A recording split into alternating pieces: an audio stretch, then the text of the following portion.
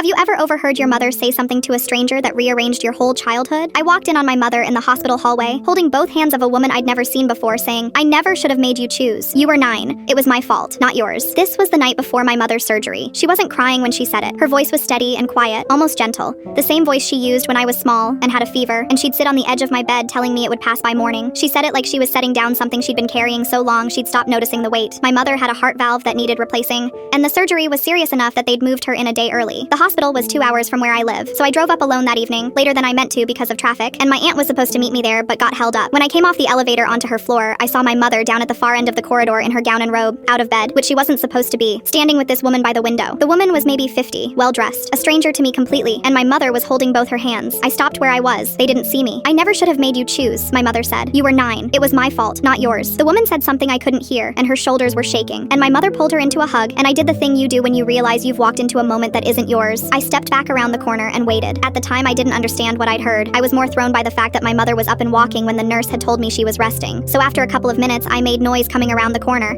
and by then, the woman was gone down the far stairwell, and my mother was back in bed like nothing had happened, and she smiled at me and said, "You made it, sweetheart. The road's okay?" I didn't ask. She was hours from surgery. It didn't feel like the time. The surgery went fine. She recovered, and it wasn't until almost a year later, sitting at her kitchen table one Sunday, that I finally said, "Who was that woman at the hospital the night before your surgery? You were talking to her in the hall." My mother went very still. She turned her coffee cup a quarter turn on the table, the way she does when she's deciding how much to say. "That was Renata," she said. "Your sister." "I don't have a sister. I grew up an only child." I said that. "You have a half-sister," my mother said. "From before your father. I had her when I was 19. She kept looking at her cup. "When I married your dad, it was a different time, and he was a hard man about certain things, and he told me I had to choose him and the life we'd have, and eventually you, or her." Her voice didn't rise. "Her father's family had money. They wanted her. I told myself she'd be better off, that I was giving her more than I could. I signed papers when she was 9, and I told myself a story about it for 40 years so I could keep breathing. I sat there with the kitchen clock ticking. She found me last spring," my mother said, "wrote me a letter, and I was so scared of what she'd say that I almost didn't answer. But then the surgery came up, and I thought, if I die on that table, and I never once said I was sorry to her face, then I'm a coward on top of everything else." She finally looked up at me. So I asked her to come, and she came, the night before, and I got to say it. I asked why she'd never told me. "Because your father said never," she said simply, "and then he died, and I kept his rule for him anyway, out of habit, the way you keep a light on in a room nobody's in." Renata comes to Sunday dinners now. She has my mother's hands exactly. I noticed it the first time. The same long fingers, the same way of turning a cup. They're careful with each other, both of them, like two people learning a language late. But my mother laughs more than she used to, fuller, like something that was clenched for 40 years finally opened. I think about that hallway all the time. My mother standing when she shouldn't have been, hours from a surgery she might not survive, refusing to go into it, still holding the one thing she couldn't put down. She almost waited too long, but she didn't wait too long. That's the part I hold on to.